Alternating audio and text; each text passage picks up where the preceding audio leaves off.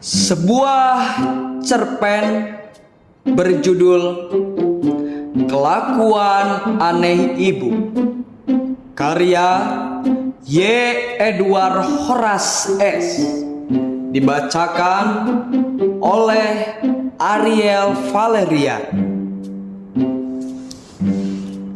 Saya tidak ingat betul sejak kapan ibu melakukan perbuatan aneh itu. Saya hanya ingat sejak saya sadar orang di depan saya akhir-akhir ini adalah ibu, wanita yang bersusah payah melahirkan saya, berteriak begitu kencang sampai-sampai kaca jendela ruangan operasi bergetar, dan beberapa wanita berpakaian biru dan bersarung tangan putih begitu lelah menenangkannya. Saya sendiri juga teriak, namun suara ibu lebih memekakan telinga, merambat dan merayap lesat menyatu bersama udara dingin ruangan, kemudian menusuk tajam pada setiap gendang telinga. Tampaklah beberapa wanita itu lekas-lekas menutup lubang telinga dengan sesuatu, seperti sumpelan begitu. Namun tak jelas lantaran kecil dan tertutup jari-jari. Jujur, saya sangat tidak suka dengan kelakuan aneh ibu. Entah siapa yang mengajarinya, untuk apa dia melakukannya, apa yang ada di pikirannya sehingga bisa-bisanya dia bilang ketek saya baunya enak. Lalu dia menciuminya berulang-ulang hingga terkadang hidungnya dia jejalkan terus-menerus. Dan saya pun mau tidak mau tersenyum dan berakhir tertawa karena begitu geli merasakan beberapa bulu hidungnya yang keriting itu menyentuh permukaan kulit ketek saya. Kebiasaan itu ibu lakukan setiap malam menjelang pergantian hari, pada saat saya kerap terbangun dan menangis. Sekarang, mengapa begitu sering dia lakukan? Mau pagi, siang, malam, mau saya melihat TV atau tertidur, selalu saja ibu menempelkan hidungnya dan terus membaui ketek saya baik kiri maupun kanan. Mula-mula, ibu lihat dulu dengan cermat lewat matanya betapa ketek saya terlihat mungil, kenyal dan bersih. Beberapa saat kemudian, ibu tersenyum dan matanya setengah tertutup, seolah-olah mengantar pikirannya terbang ke tempat yang entah.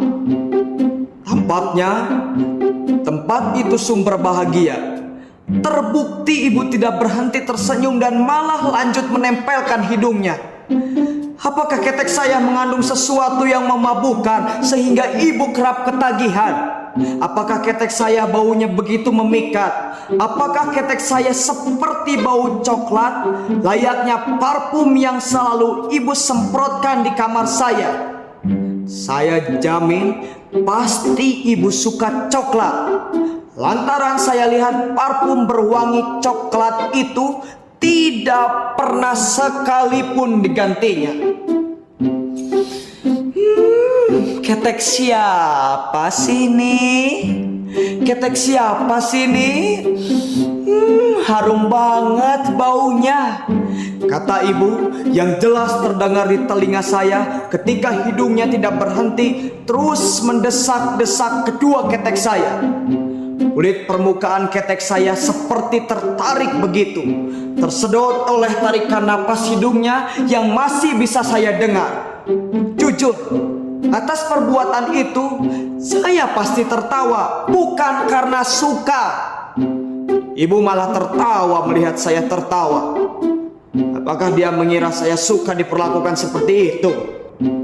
Apabila saya tidak terkencing-kencing, pasti ibu tidak berhenti melakukannya dan mungkin saya akan mati karena tertawa. Mana ada ketek berbau harum saya berani jamin tidak pernah ada. Pernah suatu ketika saya mencium ketek ibu ketika ibu sedang berbincang dengan tetangganya, dan dia mendekap saya dengan selendang coklat yang diikat pada pundaknya. Begitu kencang sehingga saya tidak bisa bergerak. Badan saya bersentuhan lekat dengan dadanya, dan kepala saya tepat berada di depan keteknya. Tidak berapa lama, dalam ayunan badannya ke kanan ke kiri, saya langsung tertidur. Bagaimana tidak? Itu begitu memabukkan, membuat kepala saya pusing. Ketek ibu bau apak. Ditambah lagi, goyangannya yang semakin kencang membuat saya jatuh pingsan. Setengah sadar, malah saya dengar ibu berbicara sesuatu yang sulit saya percayai. Anak pintar, tidurlah anak pintar, mimpi yang indah ya nak. Ibu mengira saya tertidur, padahal saya pingsan. Apa ibu tidak sadar keteknya bau apek? Selain ketek, telapak kaki saya pun suka sekali ibu ciumi. Entah aroma apa yang tercium dari kaki saya sehingga hidung ibu begitu betah berada di ujung jempol kaki saya. Dia sentuh-sentuhkan dan terjadi lagi bulu hidungnya keluar membuat saya tertawa kegelian. Apakah kaki saya juga begitu memikat seperti ketek saya? Belum lagi kelakuan ibu yang satu ini. Ketika dia mengajak saya bermain keluar rumah, bertemu dengan tetangga sebelah yang juga menggendong anak kecil seumuran saya, tepatnya 1 tahun. Ibu akan selalu mencubit pipi saya yang gemuk itu dan berkata sesuatu yang sampai sekarang saya heran. Bisa-bisanya terjadi pada umurnya yang masih muda itu. Anak siapa ini? Anak siapa ini? Duh, gantengnya. Dengan bangga dia berbicara sambil tertawa-tawa. Apa ibu sudah pikun?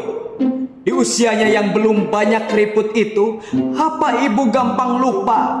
Bahkan, mengapa ibu bangga kalau dia lupa? Bagaimana bisa dia tidak tahu bahwa saya adalah anaknya? Saya lahir dari bagian tubuhnya yang saya lihat terus saja dicari-cari bapak setiap malam. Ketika saya hendak memejamkan mata di sebuah kotak kecil di sudut kamar, saya amati benar peristiwa itu. Bapak mungkin mengira saya sudah tidur. Lalu dengan tanpa malu dia membuka celana ibu dan mencarinya. Mengapa pula bapak selalu suka bagian itu? Ingin sekali saya menyampaikan ketidaksukaan saya atas perilaku ibu.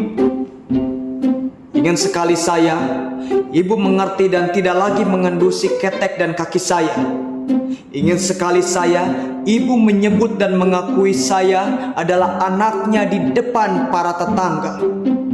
Namun apalah daya, ingin hanyalah tinggal ingin. Tak pernah ingin saya bersambut dengan pengertian ibu.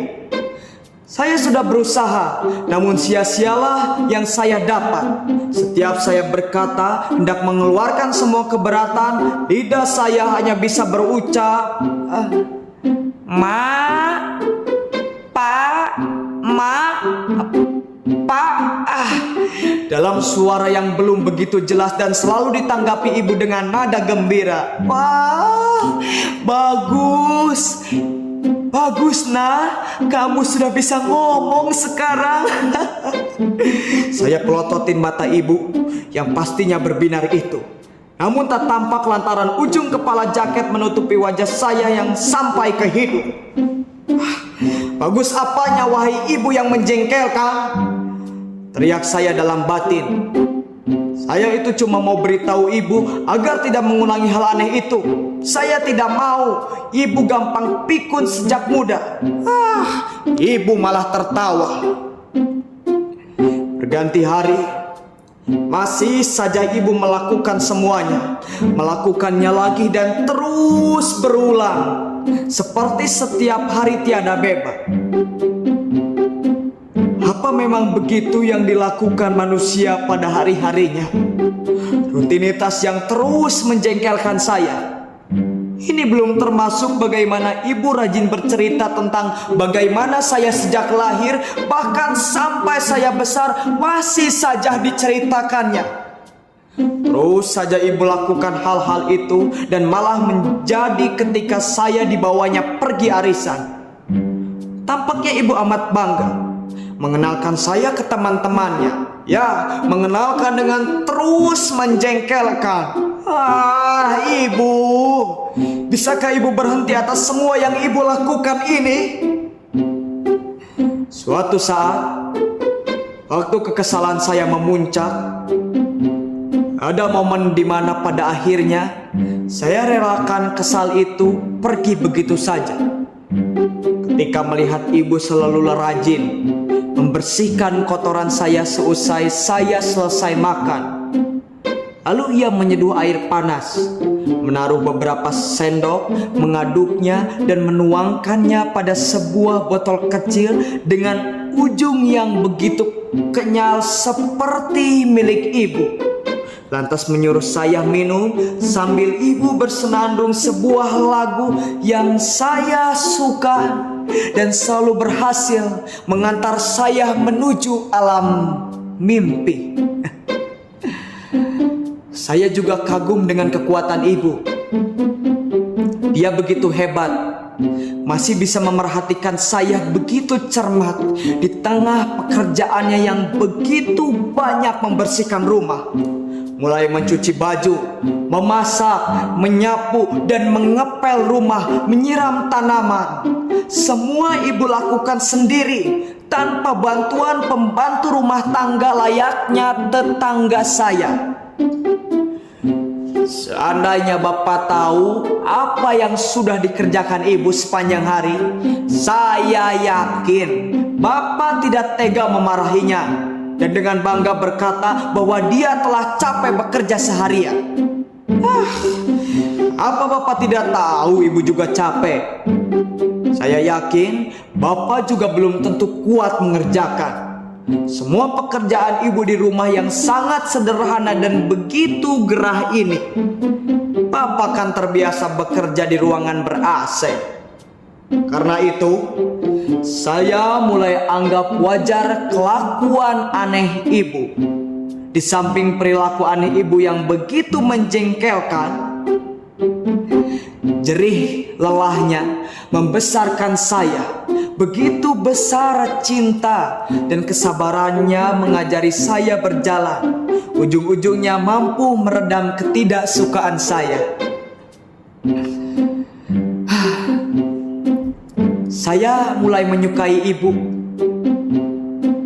Satu-satunya wanita yang selalu hadir untuk saya, tanpa memandang waktu dan merelakan dirinya begitu saja melakukan segala sesuatu demi kebahagiaan saya.